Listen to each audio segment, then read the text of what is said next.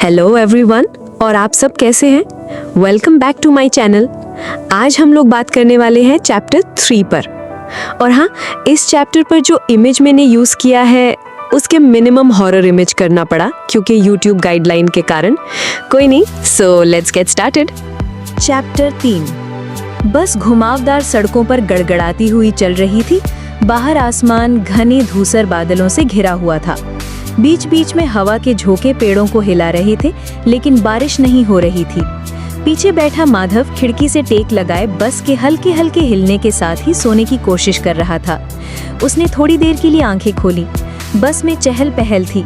यात्री बातें कर रहे थे। एक माँ अपने बच्चे को खाना खिला रही थी। हर स्टॉप पर नाश्ता बेचने वाले चढ़ते उतरते थे। माधव ने आह भरी इस साधारण दृश्य से तसल्ली पाकर और फिर से आंखें बंद कर ली। कुछ ही पल बाद माधव की आंखें फड़फड़ाकर खुल गईं। कुछ गड़बड़ सा महसूस हुआ। यात्रियों की चहल पहल भरी बातचीत एक भयानक सन्नाटे में बदल गई थी। उसने चारों ओर देखा और पाया कि बस में बस मुट्ठी भर लोग ही बचे थे, 4-5 सीटों पर बिखरे हुए। कोई नहीं बोला, कोई नहीं हिला। माधव की रीढ़ में ठंडक दौड़ गई। माधव सोचते हुए, सब लोग कहाँ चले गए? हम तो इतनी देर भी नहीं रुके कि इतने लोग उतर सके। उसकी बेचैनी बढ़ती गई। उसने आगे ड्राइवर के पास जाने का फैसला किया। जैसे ही वो खड़ा हुआ, बस हल्की सी हिली और बाकी यात्रियों में से एक ने मुड़कर उसकी तरफ देखा। माधव जड़ हो गया, एकदम स्टॉप। उसकी सांस गले में अटक गई। उस आदमी का चेहरा पीला पड़ गया था। उसकी त्वचा भूतिया धूसर हो गई थी। माथे पर लगी चोट से खून की मोटी धाराएं बह रही थी। उसके होंठ फटे हुए थे और उसकी आंखें पूरी तरह काली थीं, किसी भी रोशनी या जीवन से रहित। उस आदमी ने अस्वाभाविक रूप से अपना सिर झुका लिया। उसकी नजर माधव पर टिकी हुई थी। खून से लथपथ आदमी कर्कश आवाज में, क्यों तुम इसे लाए? माधव लड़खड़ा कर पीछे हट गया और सीट को सहारा देने लगा। वो चीखना चाहता था पर उसकी आवाज गले में ही अटक गई। बस में घुटन सी महसूस हो रही थी। हवा में एक अप्राकृतिक ठंडक घुली हुई थी। खून से लथपथ आदमी ने एक कदम आगे बढ़ाया। उसकी गहरी आंखें बिना झपकाए, ये यही है और ये आपको जानता है। माधव कुछ कह पाता उससे पहले ही परछाई से एक आकृति उभरी। खून से लथपथ एक लड़की, उसका चेहरा एक भयावह शून्य, आंखी विहीन। वो चुपचाप डरावनी तरह से खून से लथपथ उस आदमी की ओर सरक रही थी। बिना किसी हिचकिचाहट के लड़की ने एक नुकीला चाकू उठाया और खून से लथपथ आदमी का गला रेत दिया। जैसे ही उसने उसका सिर धड़ से अलग किया, खून की धार बह निकली और वो गलियारे में लुढ़कता हुआ नीचे गिर पड़ा। कटे में सिर की बेजान आंखें माधव पर टिकी हुई थी और उसके पैरों के पास जाकर रुक गईं। माधव का शरीर जड़ हो गया, सांसें धीमी हो गई। उसके पैर शीशे जैसे जकड़े हुए थे, हिलने से इनकार कर रहे थे। उसकी आवाज गले में ही अटक गई थी। लड़की ने अपना आंखें विहीन चेहरा उसकी ओर घुमाया। उसके मुंह पर एक भयावह मुस्कान आ गई। अचानक उसका शरीर आग की लपटों में घिर गया। आग तेजी से बस में फैल गई, सीटों और दीवारों को अपनी चपेट में ले लिया। गर्मी असहनीय थी और माधव के चेहरे पर पसीना टपक रहा था। लड़की माधव के पास आई। उसकी ज्वलंत आकृति माधव के ऊपर उठ गई।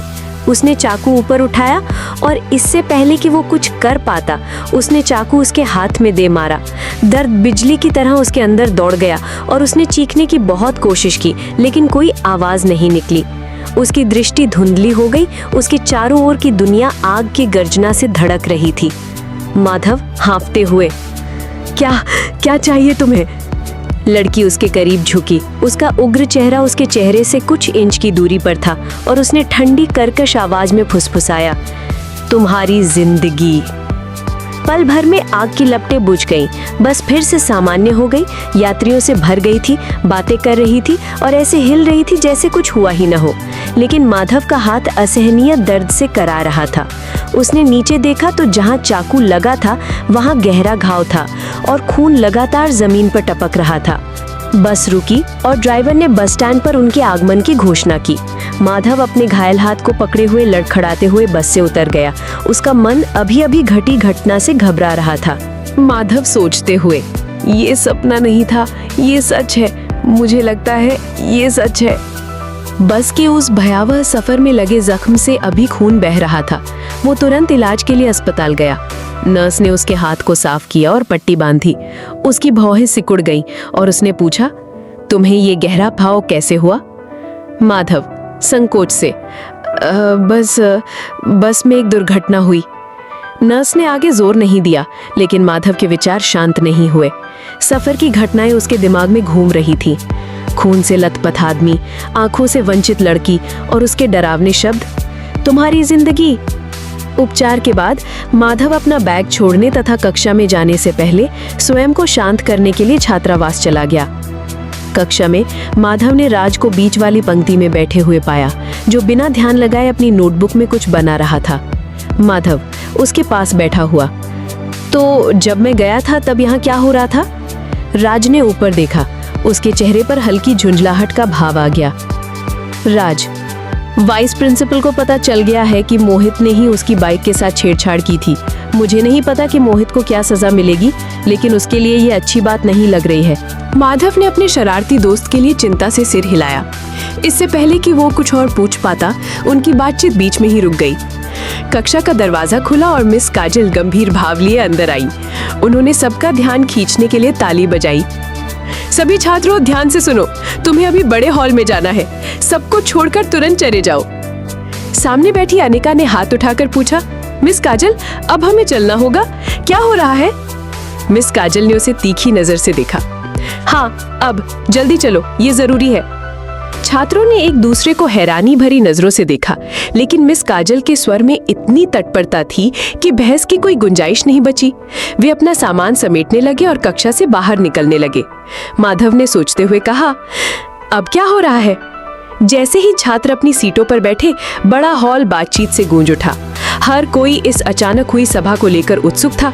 कुछ लोग किसी अप्रत्याशित घटना के बारे में अटकलें लगा रहे थे, जबकि कुछ घबराहट में संभावित अनुशासनात्मक कार्यवाही के बारे में फुसफुसा रहे थे। छात्र एक ने फुसफुसाते हुए कहा, शायद ये कोई आश्चर्यजनक घोषणा है या कुछ और। छात्र दो ने कंधे उचकाते हुए कहा, मुझे संदेह है, माहौल बहुत गंभीर लग रहा है। अनिका रूपाली की ओर झुकी। उसकी आवाज धीमी थी, लेकिन जिज्ञासा से भरी हुई थी। तुम्हें क्या लगता है, वाइस प्रिंसिपल को मोहित के बारे में कैसे पता चला? मेरा मतलब है, ऐसा तो नहीं है कि उसने खुद ही कबूल कर लिया होगा। रूपाली ने जवाब देने से पहले इधर उधर देखा। ज्यादा लोगों को नहीं पता था, लेकिन हमारी कक्षा में हम में से कुछ लोगों ने शायद इसका पता लगा लिया होगा। हो सकता है किसी ने कुछ कहा हो। उनके पास बैठी प्रिया भी बातचीत में शामिल हो गई। प्रिया ने भौं से कोड़ते हुए कहा, मोहित आज सुबह से प्रिंसिपल के ऑफिस में है। वो पूरे दिन क्लास में वापस नहीं आया। जब वे बात कर रहे थे, मीरा नाम की एक लड़की उनके पास आई। उसका चेहरा शांत था। अगर कोई गलती करता है तो उसे सजा मिलनी ही चाहिए, ये न्याय संगत है। नियम किसी न किसी कारण से होते हैं। उसके शब्द हवा में तैर गए, जिससे समूह में थोड़ी देर के लिए सन्नाटा छा गया। रूपाली ने अनिका की ओर देखा। दोनों ने मीरा की आवाज में तनाव महसूस किया। हो सकता है, लेकिन फिर भी मुझे उम्मीद है कि मोहित के साथ कुछ ज्यादा बुरा नहीं होगा। ये सिर्फ एक मजाक था। शरारत हो या ना हो, परिणाम किसी कारण से होते हैं। जैसे ही उप प्रधानाचार्य गंभीर चेहरे के साथ अंदर आए, हॉल में मची कानाफूसी धीमी पड़ने लगी। वो मंच पर आए और माइक्रोफोन ठीक किया। कमरे में एक उम्मीद भरी खामोशी छा गई। हर छात्र उनकी बात सुनने के लिए बेताब था।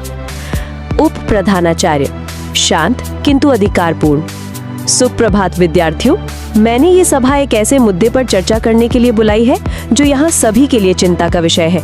ये जिम्मेदारी और हमारे कार्यों के परिणामों के बारे में है। माधव पीछे की ओर बैठा था। उसका हाथ अभी भी पट्टी के नीचे धड़क रहा था। उसकी नजर राज पर पड़ी, जो भी उतना ही हैरान पर थोड़ा खुश लग रहा था। राज ने माधव से फुसफुसाते हुए कहा, लगता है मोहित बड़ी मुसीबत में है। अचानक पीछे से प्रिंसिपल ने वाइस प्रिंसिपल से माइक्रोफोन ले लिया। उनकी पैनी नजर छात्रों पर पड़ी और धीमी धीमी फुसफुसाहटें शांत हो गईं।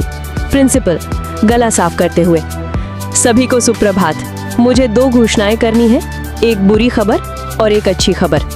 आइए पहले बुरी खबर पर ध्यान देते हैं। छात्र अपनी सीटों पर हिलने लगे। तनाव स्पष्ट दिखाई दे रहा था। प्रिंसिपल गंभीरता से, हमने अपने वाइस प्रिंसिपल की बाइक पर स्प्रे पेंटिंग की घटना के पीछे के अपराधी की पहचान कर ली है। मोहित, आगे आओ। हॉल में एक सामूहिक आह की लहर दौड़ गई। पीछे से मोहित धीरे धीरे आगे की ओर बढ़ा। उसका सिर झुका हुआ था, उसका सामान्य आत्मविश्वास गायब था। वो प्रिंसिपल के पास रुक गया, किसी से नजरें मिलाने से बचता हुआ। प्रधानाचार्य, सजा के तौर पर मोहित यहीं रहेगा और बगीचे के रखरखाव में मदद करेगा, सफाई करेगा, घास काटेगा और ये सुनिश्चित करेगा कि परिसर देखने में अच्छा लगे। उप प्रधानाचार्य का चेहरा तनावग्रस्त हो गया। वे स्पष्ट रूप से इस बात से नाराज थे कि उन्हें ये सजा कम दी गई थी। उप प्रधानाचार्य खुद से बुदबुदाते हुए, इस तरह के अनादर के लिए बहुत नर्म। जैसे ही प्रिंसिपल अपने भाषण के अगले भाग में पहुंचे, उनका स्वर हल्का हो गया। प्रिंसिपल हल्का मुस्कुराते हुए, अब खुशखबरी, इस साल हमारे कॉलेज की 50वीं वर्षगांठ है। इस अवसर पर हमने अपने छात्रों के लिए हिमाचल प्रदेश की एक विशेष यात्रा की योजना बनाई है। ये 1 हफ्ते का दौरा होगा जो रोमांच और सीखने से भरपूर होगा। छात्रों में उत्साह से फुसफुसाहट और जयकारे गूंज उठे। यहाँ तक कि जो लोग शुरू में तनाव में थे, वो भी इस घोषणा से खुश हो गए। प्रधानाचार्य शांति के लिए हाथ उठाते हुए, ये यात्रा आप सभी के लिए आराम करने और अपने सहपाठियों के साथ घुलने मिलने का अवसर होगी, लेकिन मैं आपसे अपेक्षा करता हूँ कि आप अनुशासन बनाए रखें और गर्व से हमारे कॉलेज का प्रतिनिधित्व करें। स्टूडेंट्स ने तालियां बजाईं। वे आगामी यात्रा की उत्सुकता से उत्तेजित थे। जैसे ही हॉल खाली हुआ, मोहित उदास सा मंच के पास खड़ा था। राज और माधव उसके पास आए। राज चिढ़ाते हुए, वेल, कम से कम तुम्हें यात्रा के लिए सामान पैक करने की चिंता तो नहीं करनी पड़ेगी। मोहित ने मुंह बनाया।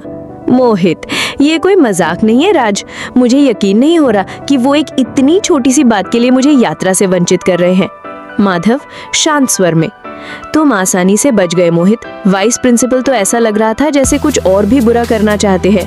मोहित ने जमीन पर लात मारते हुए आह भरी, हाँ, लेकिन यात्रा छूट जाना बहुत बुरा है। बेहतर होगा कि तुम लोग बहुत सारी तस्वीरें लेना। मंच पर वापस आकर वाइस प्रिंसिपल ने प्रिंसिपल से धीरे से बात की। वाइस प्रिंसिपल चिढ़कर, सर, ये सजा अपराध के अनुरूप नहीं है। मोहित का कृत्य अपमानजनक था। उसे कम से कम निलंबन तो मिलना ही चाहिए था। प्रिंसिपल दृढ़ता से, मैंने अपना निर्णय ले लिया है। ये उसके भविष्य को खतरे में डाले बिना एक सबक के रूप में काम करेगा। वाइस प्रिंसिपल ने अपना सिर हिलाया, लेकिन कुछ और नहीं कहा। उनकी नाराजगी स्पष्ट थी जब वे हॉल से बाहर चले गए। जैसे ही छात्र हॉल से बाहर जाने लगे, कुछ लोगों में राहत की लहर फैल गई, जबकि अन्य तनाव में रहे। दरवाजे के पास खड़ी अनिका को लगा जैसे उसके कंधों से बोझ उतर गया हो। उसे डर था कि मोहित को और कड़ी सजा मिल सकती है, लेकिन प्रिंसिपल का फैसला सही लग रहा था। बाहर निकलते हुए उसके होंठों पर एक हल्की सी मुस्कान आ गई। हॉल के बाहर रूपाली प्रिया और मीरा की ओर मुड़ी। रूपाली आत्मविश्वास से, मुझे पता था कि प्रिंसिपल मोहित को ज्यादा सजा नहीं देंगे। वो हमेशा छात्रों के साथ निष्पक्ष रहे हैं, तभी जब वे गड़बड़ करते हैं। मीरा अपनी बाहें क्रॉस करते हुए, सही हो या गलत, मोहित हमारे साथ हिमाचल प्रदेश नहीं आएगा, यही बात मायने रखती है। प्रिया जिज्ञासु, रुको, क्या हमें पता भी है कि प्रिंसिपल को मोहित के बारे में किसने बताया? किसने उसका पर्दाफाश किया? मीरा एक क्षण के लिए हिचकिचाई, फिर करीब झुकी। मीरा आवाज धीमी करते हुए, वो अमन था। मैंने उसे कल वाइस प्रिंसिपल से बात करते देखा था। उसने जरूर उसे सब कुछ बता दिया होगा। प्रिया की आंखें आश्चर्य से चौड़ी हो गई। प्रिया, अमन? लेकिन वो ऐसा क्यों करेगा? रूपाली कंधे उचकाते हुए, शायद वो मोहित को सबक सिखाना चाहता था। तुम तो जानती हो ना अमन कैसा है, हमेशा देखता रहता है, हमेशा सुनता रहता है। इसी बीच अनिका, जिसने उनकी बातचीत का कुछ हिस्सा सुन लिया था, अपने मन की बात मन ही में रखी। उसे याद आया कि कैसे अमन पहले हॉल के दरवाजे के पास छुपकर ध्यान से सुन रहा था। उसे कुछ अजीब सा लग रहा था, पर उसने उसे नजरअंदाज कर दिया, ये सोचकर कि ये उसकी चिंता का विषय नहीं है। दूर एक पेड़ की छाया में खड़ा अमन छात्रों को तितर बितर होते देख रहा था। उसके होंठों पर एक हल्की सी मुस्कान थी। अमन खुद से, मोहित इसी का हकदार था। देखते हैं इसके बाद वो कोई और स्टंट करता है या नहीं। छत के पंखों की धीमी ध्वनि छात्रावास के मंद प्रकाशित कमरे में गूंज रही थी, जबकि माधव, राज और मोहित फर्श पर पालथी मारकर बैठे थे। उनके बीच में नाश्ता और मिठाइयां फैली हुई थी। राज चिढ़ाते हुए, तो मोहित, हिमाचल ट्रिप मिस करके कैसा लग रहा है? हमें मिस करोगे? मोहित कंधों को उचकाते हुए मुस्कुराते हुए, नहीं, बिल्कुल नहीं। मैं अपने चाचा के रेस्टोरेंट में अच्छा खाना खाकर आराम करूंगा। तुम लोग पहाड़ों में जाकर जम जाओ। राज हंसते हुए बोला, ठीक है, लेकिन जब हम बिग स्टोरी या कहानी के साथ वापस आएंगे तो ये मत कहना कि हमने तुम्हें चेतावनी नहीं दी थी। राज ने माधव की ओर देखा। उसने देखा कि वो सामान्य से अधिक शांत था। राज बोला, माधव क्या हाल है? हमारे लिए मिठाई लाई हो या किसी खास के लिए रख रही हो? माधव ने अपने थैले में हाथ डाला और मिठाई का एक डिब्बा निकाला। माधव बोला, लो इन्हें आजमाओ, मुझे बताओ कि तुम्हें क्या लगता है। लड़कों ने उत्सुकता से एक एक टुकड़ा उठाया और उसके गाढ़े चाशनी जैसे स्वाद का आनंद लिया। मोहित बोला, बुरा नहीं है यार, तुम्हारे घर वाले हमेशा अच्छी चीजें भेजते, वैसे तुम्हारा हाथ कैसे चोटिल हो गया? माधव संकोच से बोला, कुछ नहीं, घर पर हुआ हादसा है, इसकी चिंता मत करो। राज ने भौएं चढ़ाई लेकिन आगे नहीं बढ़ा। कुछ क्षण की शांति के बाद राज बिस्तर के फ्रेम पर पीछे झुक गया। राज बोला, तो घर का सफर कैसा रहा? तुम्हारे बड़े भाई ने तुम्हें वापस क्यों बुलाया? माधव रुककर बोला, पूरब कुछ पारिवारिक बातें करना चाहता था। तुम्हें यकीन नहीं होगा लेकिन मेरे दादाजी ने अपनी सारी संपत्ति मुझे दे दी है। मोहित सीटी बजाते हुए बोला, वाह, ये तो बहुत बड़ा है। मुझे यकीन है कि तुम्हारा भाई इससे ज्यादा खुश नहीं हुआ होगा। माधव ने सिर हिलाया लेकिन नजरें मिलाने से बचता रहा। उसने जानबूझकर सोने के सिक्के का जिक्र नहीं किया क्योंकि उसे पता था कि इससे और सवाल उठेंगे। हॉस्टल का कमरा शांत था, सिर्फ राज और मोहित की लयबद्ध सांसों की आवाज सुनाई दे रही थी जो सो गए थे।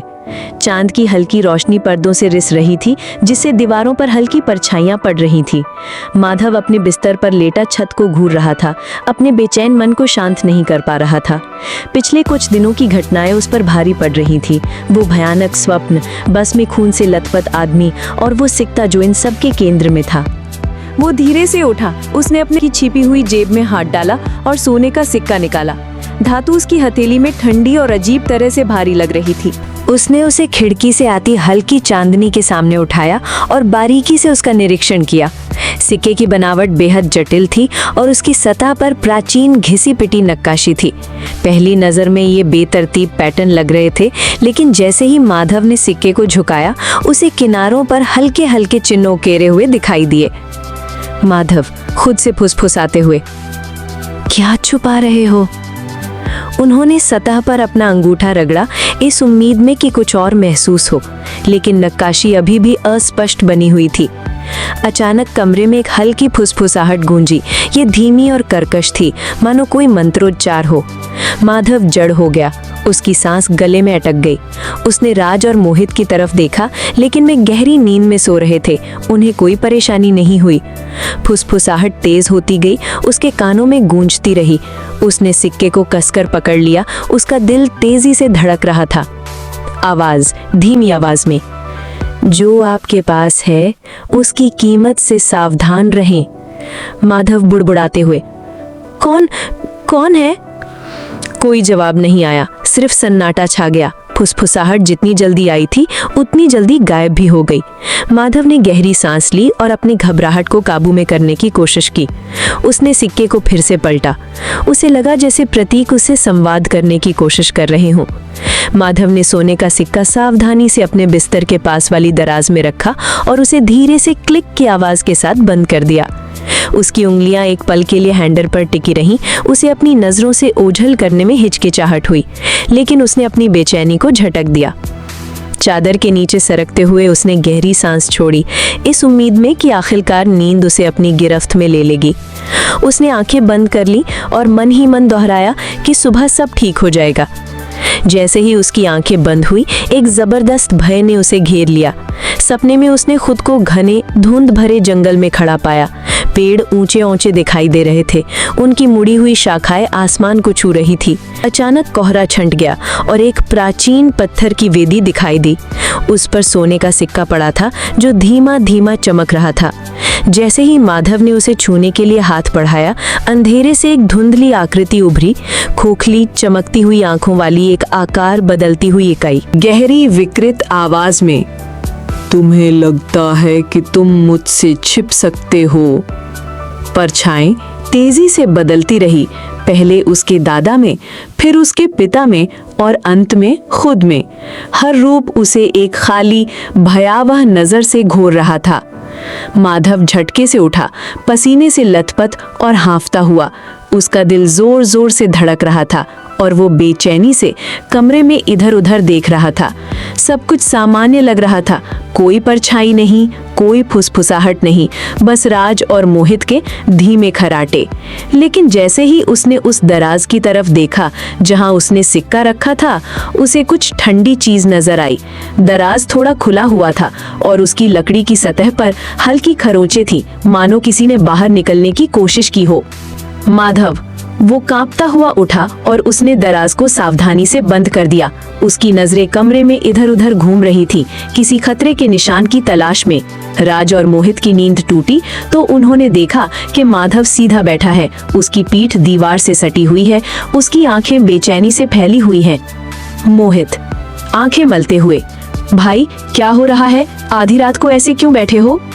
राज जम्भाई लेते हुए लेकिन सचक, आराम करो मोहित, उसने शायद कोई बुरा सपना देखा है ना Madhav?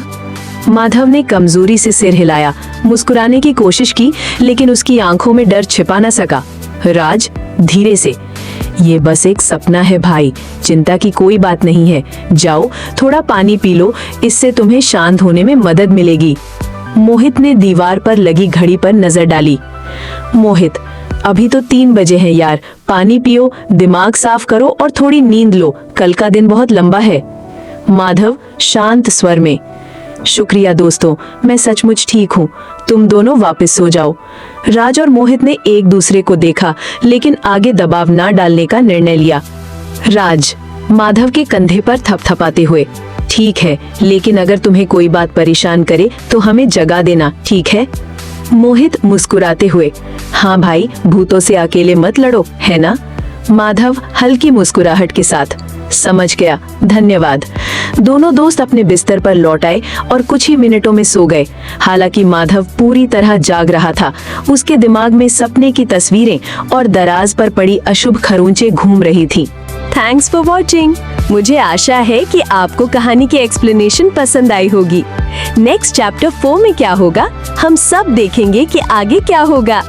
If you enjoyed the video, please give it a like and share it with your friends. Don't forget to subscribe to my channel for more interesting videos. See you in the next one.